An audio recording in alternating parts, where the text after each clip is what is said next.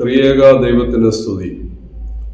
വീണ്ടും നോമ്പ് കാലത്തിലേക്ക് നാം പ്രവേശിക്കുകയാണ്. ജീവിതത്തെ ആകമാനം വിലയിരുത്തുവാനും വിചിന്തനം നടത്തുന്നതിനും പുതുക്കത്തിൻ്റെ അനുഭവത്തിലൂടെ വിയർപ്പിൻ്റെ പ്രത്യാശയിലായിത്തീരുന്നതിനും 50 ദിവസക്കാലത്തെ വേദചിന്തകൾ അതിനിടയാക്കട്ടെ. ഒരു യാത്രക്കിടയിൽ കണ്ടുമുട്ടിയ സുഹൃത്ത് അടുത്തിരുന്ന വ്യക്തിയോട് ചോദിച്ചു, പ്രണയിച്ചിട്ടുണ്ടോ? കൂടെയിരുന്നയാൾ പറഞ്ഞു, ഉണ്ട്. അടുത്ത ചോദ്യം എന്നായിരുന്നു എന്നാണ്. ആ പ്രണയവും കാലങ്ങളും പശ്ചാത്തലങ്ങളുമെല്ലാം അദ്ദേഹം പറഞ്ഞു.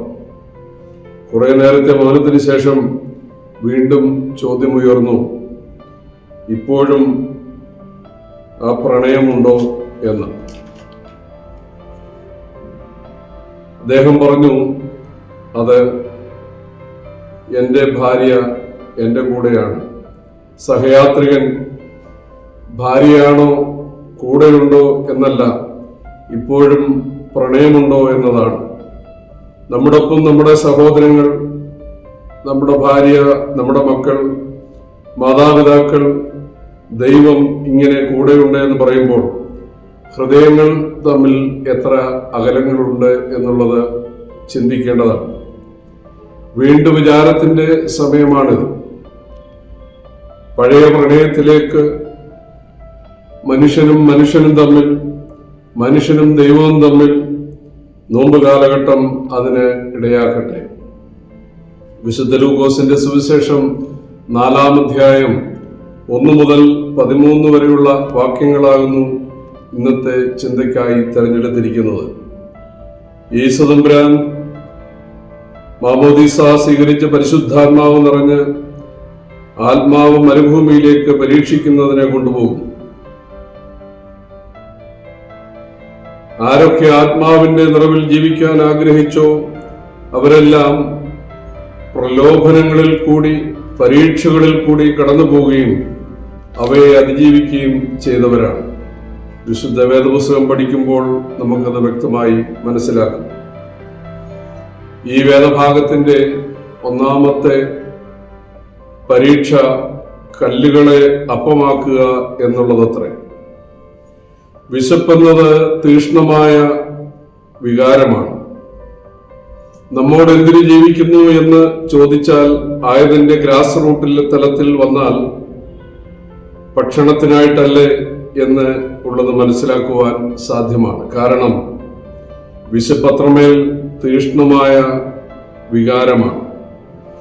അപ്പോൾ യേശു തമ്പുരാൻ പറയുന്ന വാക്കുകൾ ശ്രേഷ്ഠകരമായി നിൽക്കുന്നത് മനുഷ്യൻ അപ്പം കൊണ്ട് മാത്രമല്ല ജീവിക്കുന്നത് എന്ന്. അപ്പം നൽകുന്ന ദൈവത്തിന്റെ പിന്നാലെയും രോഗസൗഖ്യം നൽകുന്ന ദൈവത്തിന്റെ പിന്നാലെയും കൂടെ നടക്കാൻ ഒത്തിരിയേറെ പേർ കാണും.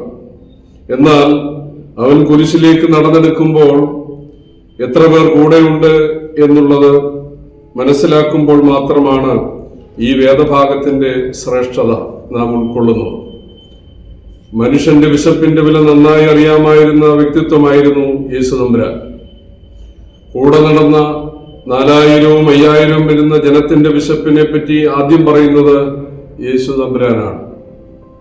വിശപ്പിന്റെ വിലയറിയുന്നവന്റെ മുമ്പിൽ വിശപ്പിന്റെ കുരുക്കറിഞ്ഞുകൊണ്ടാകുന്നു സാത്താന്റെ ആദ്യ പരീക്ഷണം.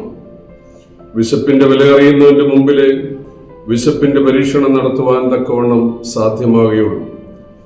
നമുക്കുമെല്ലാം പലവിധ വിശപ്പുകൾ, സമ്പത്തിന്റെ, സ്നേഹത്തിന്റെ, ഇങ്ങനെ എത്രയെത്ര വിശപ്പുകൾ നമുക്ക് ചുറ്റും. സംതൃപ്തിയുടെ ആത്മീയതയിൽ ഒതുങ്ങി നിന്നുകൊണ്ട് നമ്മുടെ ആവശ്യങ്ങളെ സദൂകരിക്കുന്ന ആത്മീയതയല്ല യഥാർത്ഥമായിട്ടുള്ളത് എന്ന് യേശു തമ്പുരാൻ ഇവിടെ വ്യക്തമാക്കുന്നു. 2-ാമത്തെ പരീക്ഷ യഹൂദ വിശ്വാസത്തിന്റെ പശ്ചാത്തലത്തിൽ നിന്നുകൊണ്ട് ഉയർന്നു വരുന്നതാണ്. ഒരു യഥാർത്ഥ വിശ്വാസി ദേവാലയത്തിന്റെ മുകളിൽ നിന്ന് ചാടിയാൽ ഒരു പരുക്കും വരികയില്ല എന്നത് ദൈവം കരുതുമെന്നുള്ളതും അവരുടെ വിശ്വാസത്തിൽ അധിഷ്ഠിതമാണ്. മനുഷ്യരുടെ പ്രശംസയല്ല തന്റെ ലക്ഷ്യമെന്ന് യേശു തമ്പുരാൻ വ്യക്തമാക്കുകയാണ്. സ്വർഗോന്നതങ്ങളിൽ നിന്നും കീറ്റുശീല ധരിച്ച് പുൽത്തൊട്ടിയിൽ വന്ന് അവതരിച്ചത് പ്രശംസയ്ക്ക് അല്ല എന്ന് താൻ വ്യക്തമാക്കുന്നുണ്ട്. സാത്താന്റെ പരീക്ഷണത്തിൽ നിന്ന് യേശുതമ്പുരാൻ അവിടെ ഒഴിഞ്ഞ് മാറുകയാണ്. മൂന്നാമത്തെ പരീക്ഷ കുമ്പിട്ട് വണങ്ങി നമസ്കരിച്ചാൽ ഇതെല്ലാം നിനക്കുള്ളതാകും എന്നുള്ളതാണ്. സാത്താന്റെ മുമ്പിൽ ദൈവം വണങ്ങുക എന്നുള്ളത് എത്ര വിരോധാഭാസമായിട്ടുള്ള കാര്യമാകും. ആദിമ സഭാവിശ്വാസികളുടെ ജീവിതം പഠിക്കുമ്പോൾ സഭാപിതാക്കന്മാരുടെ ജീവിതം നാം പഠിക്കുന്ന അവസരത്തിലും നാം കാണുന്നത് അധികാരവും സമ്പത്തും എല്ലാം കാണിച്ചിട്ടും യേശു ക്രിസ്തുവിലുള്ള വിശ്വാസത്തിൽ അവർ അടിയുറച്ചു നിൽക്കുന്നു എന്നുള്ളതാകുന്നു. അങ്ങനെ ധീരമായി നിന്നതിനാൽ അത്രേ സഭ വളർന്ന് വലുതായി തീരുന്നത്. 3 പരീക്ഷകളാണ് ഈ വേദഭാഗത്തിൽ കൂടി നാം കണ്ടത്. 1 ശരീരത്തിന്റെ സുഖത്തിനു വേണ്ടിയുള്ളത്, 2 അധികാരത്തിന് വേണ്ടിയുള്ള പ്രലോഭനം, 3 ദ്രവ്യാഗ്രഹത്തിന് വേണ്ടിയുള്ള പ്രലോഭനം. ഇവ 3ന്റെ പുറകെ പോയാൽ ആദ്യം ഓർപ്പിച്ചതുപോലെ നമ്മുടെ പ്രണയം ദൈവവുമായി, കുടുംബ ബന്ധങ്ങളുമായി, സമൂഹമായിട്ടുള്ളത് നഷ്ടമാകും. ഈ നോമ്പുകാലം നമുക്ക് ദൈവവുമായി കൂടുതൽ സ്നേഹബന്ധത്തിലും പ്രണയത്തിലുമായി തീരുവാൻ തക്കവണ്ണം അതിനിടയാക്കട്ടെ എന്ന് പ്രാർത്ഥിച്ചുകൊണ്ട് എൻ്റെ വാക്കുകളെ ചുരുക്കുന്നു. ദൈവം നമ്മെ അനുഗ്രഹിക്കട്ടെ.